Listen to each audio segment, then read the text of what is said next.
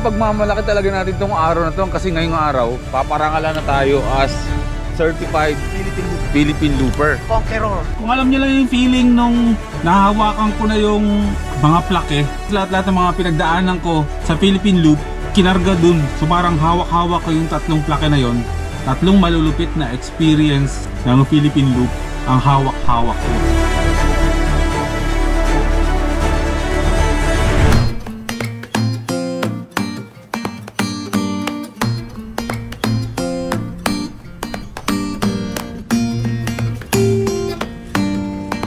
Welcome back to another episode.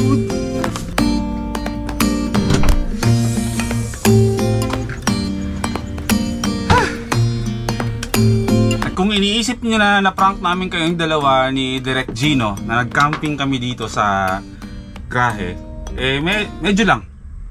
Pero hindi ibig sabihin ng ganun yung kinalabasan ng video namin is hindi magkakatotoo. Kasi sa totoo lang, nagpe-prepare na ako ngayon kasi pupunta talaga kami ng Mountain Province, hindi yun joke. Na-joke lang namin kayo. Pero totohanin namin yun. O nga pala, shoutout pala kay Van Kada. Pinamanahan niya tayo ng mga gamit na hindi naman niya napapakinabangan. Yung mga binibili niya na hindi naman niya ginagamit. Ako ang taga-salo. Hope more to come. Binigyan niya ako ng box na foldable na lagayan ng mga gamit ko with tabla na pwedeng paghiwaan ng mga lulutuin. Tsaka ang gusto ko sa lahat dito is syempre yung kulay kasi favorite color ko to eh.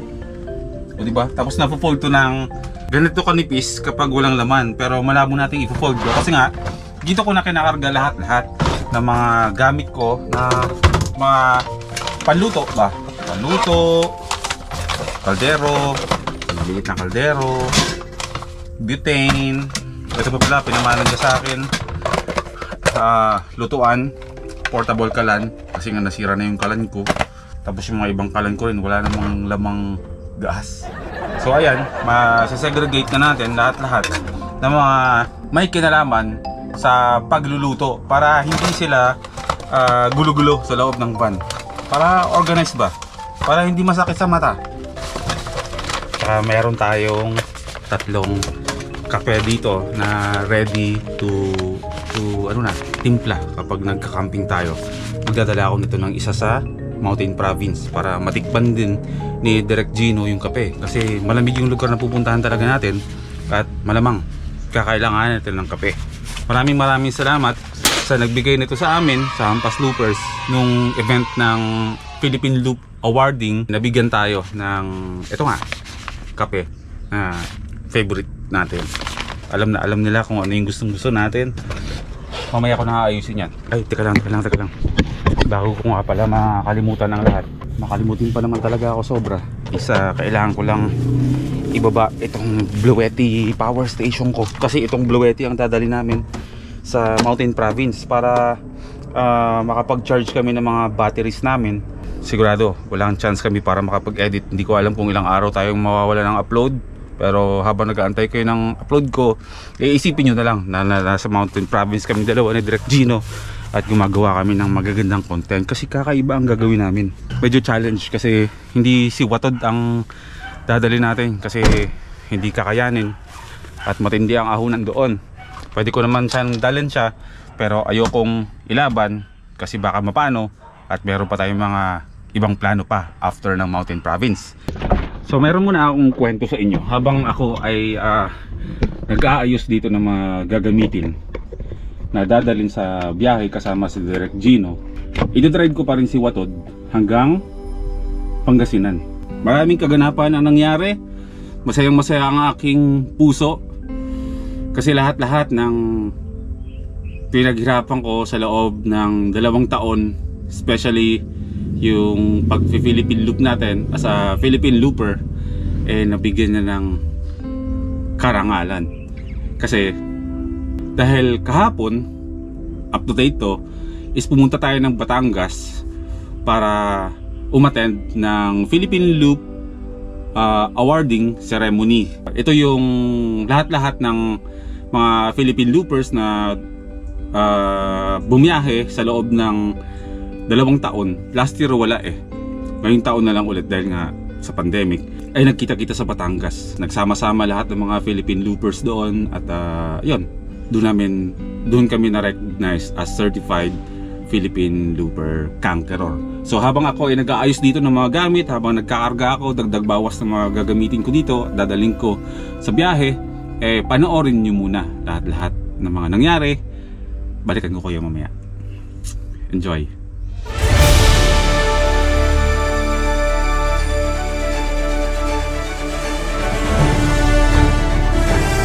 Talaga naman. Yes. Dan bak, pati nga ng jacket mo. Ngayon ko lang nakitang yumabang sila sa diko. Ayun. Pati nga ako. Siyempre, oh. Ito yung naghabang niya. Siyempre, parang siya hindi, oh. Oo, pagmamalaki talaga natin itong araw na to kasi ngayong araw, paparangalan na tayo as certified Philippine looper. Conqueror. O, teka lang, bago tayo masagasaan. Congratulations ka doon. Gusto ko pa makuha yung plaque. Parang napapansin ko, tayo lang yata merong lower CC na dala. Oo. Ano, big bag yung mga natin. Hindi naman kailangan malaki dala natin. Hello po. Okay, nandito tayo ngayon sa Aquamarine. Nasa Lipa, Batangas tayo. Lahat ng mga nandito is mga Philippine looper conqueror yung mga yan. Mahigit 600 na conquerors ang meron dito ngayon. Lahat ng mga Philippine looper na tumapos ng year 2022 or 2021 nandito lahat. Pero hindi lahat-lahat to kasi limited ang na-invite na umattend nitong big event na to para sa mga Philippine loopers kasi yung dome hindi kayang i-accommodate lahat-lahat ng mga tumapos ng Philippine loop sa loob ng 2 taon. So, ha-awardan tayo ngayong araw to, tatanggapin natin yung plaque natin. Thank you po. Kailangan lang magpa-register. Yung registration na to online nangyari lang yata mga 6 months ago. Tapos hindi na tayo, tapos i-check lang kung nasa listahan ba talaga tayo. Sana nandiyan tayo sa listahan, pero sure tayo na nakapag-register tayo online. Ganun mo pa, makipag-picture muna tayo sa mga nagpapapicture dito na nilalasahan. Maraming salamat sa inyo, ha. Thank you po, thank you po. Gusto ko din. Sir Gio! Hi, Kaden. Awardan ka rin ngayon, di ba? Then ako na kit ko. Ano ko mo ng kit mo? Last year yun, di ba? Hi, guys. Sir Gio ng All About Wheels Manila. Follow niyo siya sa Facebook para ma-update kayo sa mga kakaibang kaganapan pagdating sa mundo ng lahat ng klaseng sasakyan na digulong. Hindi lang motor, sasakyan, bisikleta, basta lahat ng mga may gulong.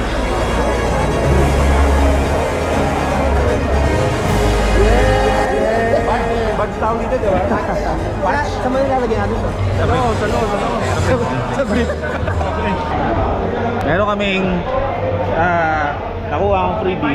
Kaya si Philippine Tourism to, headband o balaklava na design ng pagka-Pilipino or Ethnic.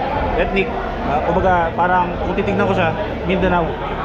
Gusto ko ng mga ganitong klaseng art ba. Thank you.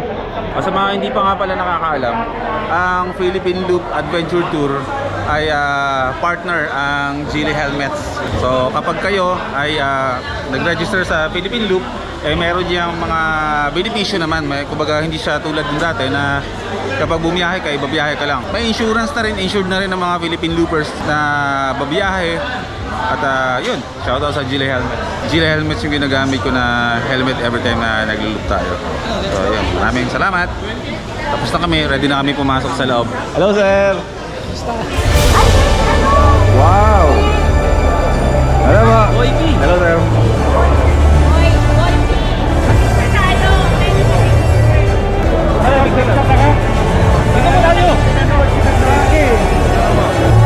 Wala ka rin na-influensyahan eh. 1, 2, 3.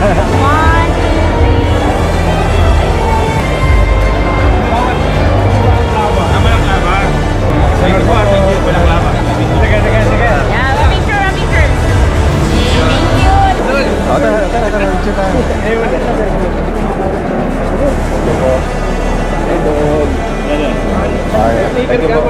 Meron akong sticker. Last year, walang nangyaring ganito dahil nga sa pandemic. Yung unang plaque natin is nakuha natin. Kaya kay Ate Jem, kinuha niya at pinadala niya sa amin. this year, nakadalawang loop tayo. So meron pa tayong tatanggapin na dalawang ganito mamaya. So all in all, 1, 2, 3. Tatlo na yung ganito natin. Isa pa lang yung sa'yo. Soon. Nasaktan. Hindi, maglulod silang dalawa ni John Box. Malapit na. Meron pa ako solo sa dagat na. Dagat na.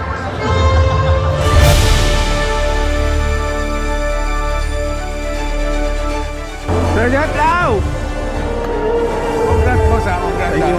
Mapapanood ko na yung video mo. Ayun, mamaya mapalabas yung mga video nyo eh. Ayo, sana wala rin. Pag hindi, okay lang din naman. Kahit second, kahit third. Oo. Thank you.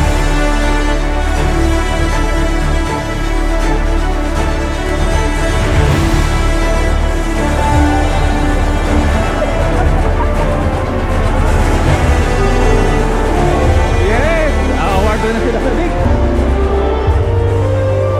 Ito yung mga kasali sa Ito pinakamalupit na first album. Ay! Tingnan mo. Tingnan mo album. Ito namin eh. Pero ito pinakamalupit na album. Grabe ito! Bible. Mga ganun. Ito rin no, kakaiba rin no. Yung ano ko yung pinasa kong ganyan. Parang ano eh, parang iniip ko na bill ng kuryente hindi binayaran. Yan, lahat mga nakikita nyo dito ay mga Philippine loop. Kankero lahat ng mga yan.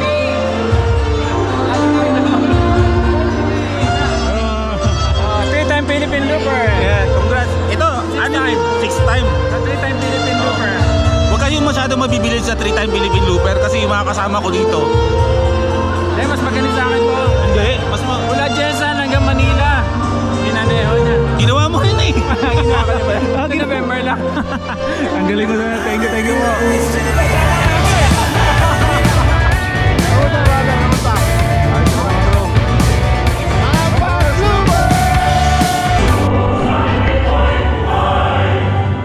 Ito ang pinakaunang kinanta ko ang pambansang awit na nangingilid yung luha ko.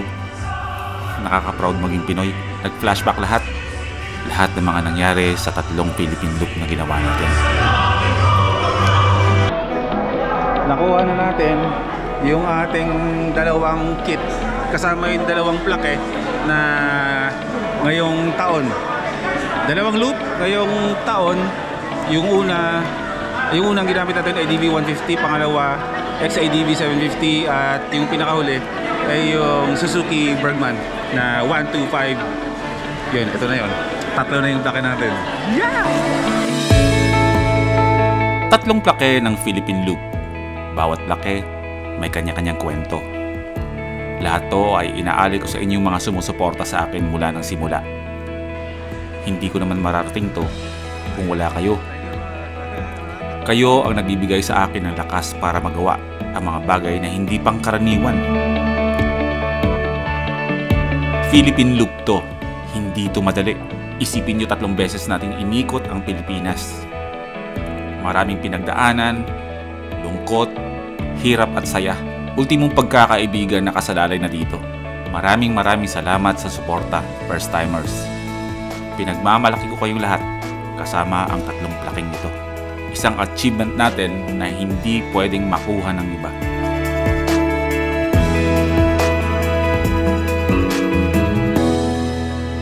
At di pa doon nagtatapos. Kinakabahan, hindi ko nga alam bro kung meron ba ako, kasama ba ako sa mga ipipreview dyan. Sumali din tayo sa video contest. Basta masama ka dun sa finalist. Sigurado na ako, ikaw na yun. Sobrang dami ng sumali. Pero nakapasok tayo sa 30 finalists. Alam mo, ngayon lang ako sumali sa ganito sa almost 14 years kong pagiging editor. Ngayon lang ako sumali sa contest ng video. Quality, sir. Dalawa na lang. Okay, let's move on to entry number 29. Video mo ako ha? Video mo ako ha?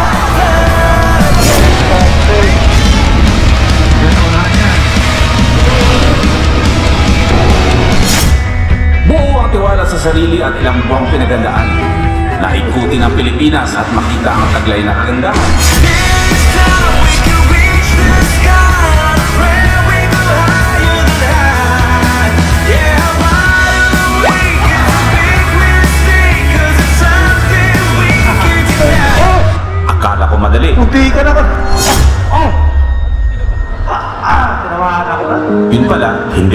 Sa kabila ng magagandang daan at tanawin, kaakibat ang kaba kung matatagumpayan ba na sana matapos ko to at makauwi sa pamilya. Ang ikutin ng Pilipinas ang nagsilbing batayan ng totoong pagkakaibigan. Sukatan kung sino ang totoo at hindi nangiiwan. Mabibilis ang takbo, pero kailangan mong pigilan. Lalo na kung ang kasama mo ay kailangan mong alalayan.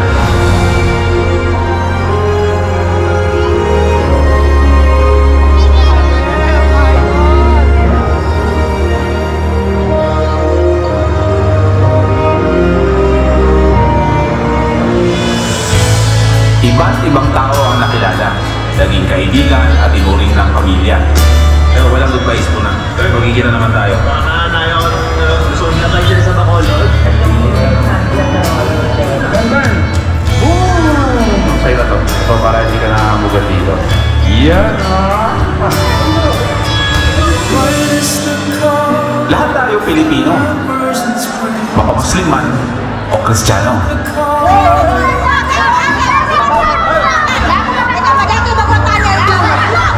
Maraming salamat. Maraming salamat.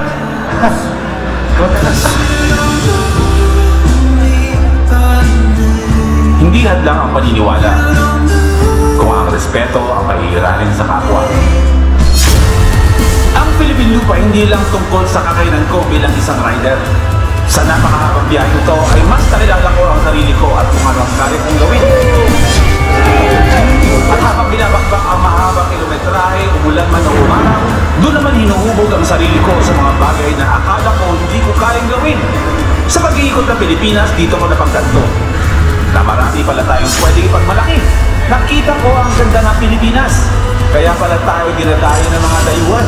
Pilipinas, atin to, ating kayamanan. Ako si Macklin Amogis, aka Boy First Time. Dinataas ang magdiga ng Pilipinas at ipinagmamalaking natapos ko ang Philippine Loop.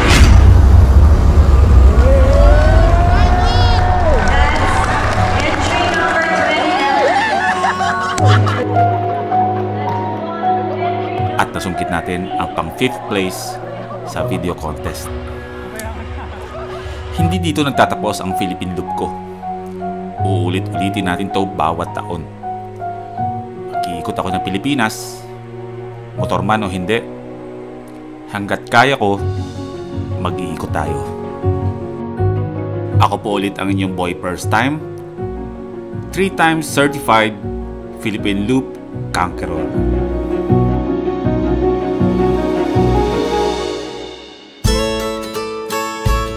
At pagkatapos ng event, simpleng selebrasyon muna. Nihaya tayo ng kapwa Philippine Looper natin na kumain tayo sa kanilang restaurant.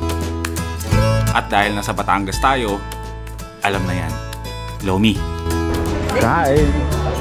Since nandito na tayo sa Batangas, hindi natin palalagpasin na kumain tayo ng Loming Batangas dito. Ayan, dumating ng aking Loming Special.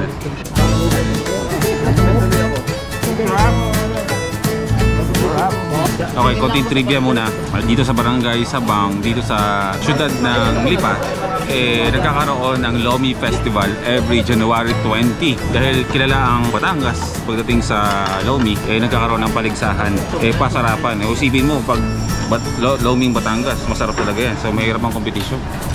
Pero sila dito, itong Liam's Lomi House, sila ang naging champion noong 2012. May pangalan na pagdating sa usaping Lomi. So kung lahat ng Lomi dito sa Batangas masarap, itong Liam's Lomi House ang pinakamasarap. So alam niyo na yan, Google nyo na lang. Waze, Pinoy, kain tayo.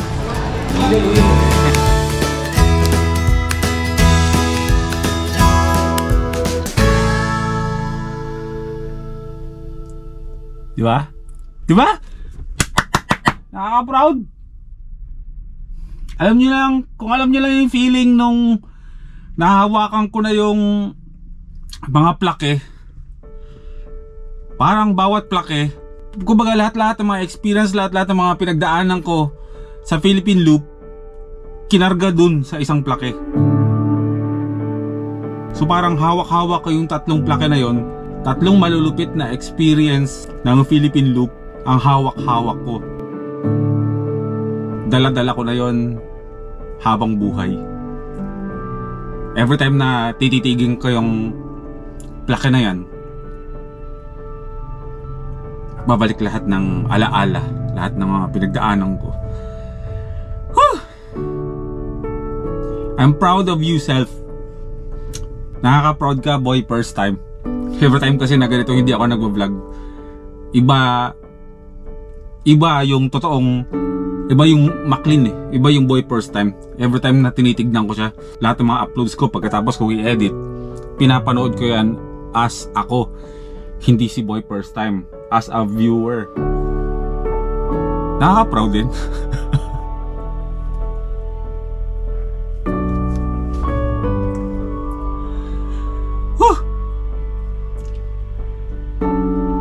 Maraming salamat sa lahat ng suporta ninyo simula't simula.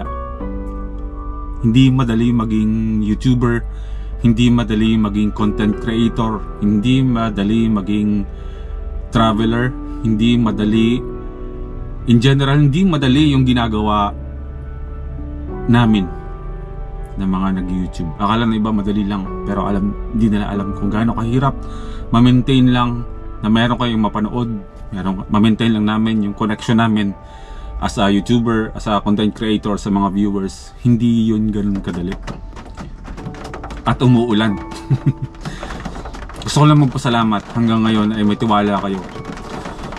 Yung laman ng puso ko ngayon, my God, lahat ng pinangarap ko dati nang ako ay hindi pa YouTuber na gusto kong gawin, nagagawa ko na ngayon. Isang napakalaking fulfillment para sa pagkatao ko na dumating si Boy first time sa buhay ko at nagagawa na lahat-lahat na mga gusto kong gawin hanggat nabubuhay ako. Ang dami ng achievements at marami pang dadating pa. Maraming salamat sa inyo kasi ang dami ko talagang nakikita na simula't simula hanggang ngayon nandyan.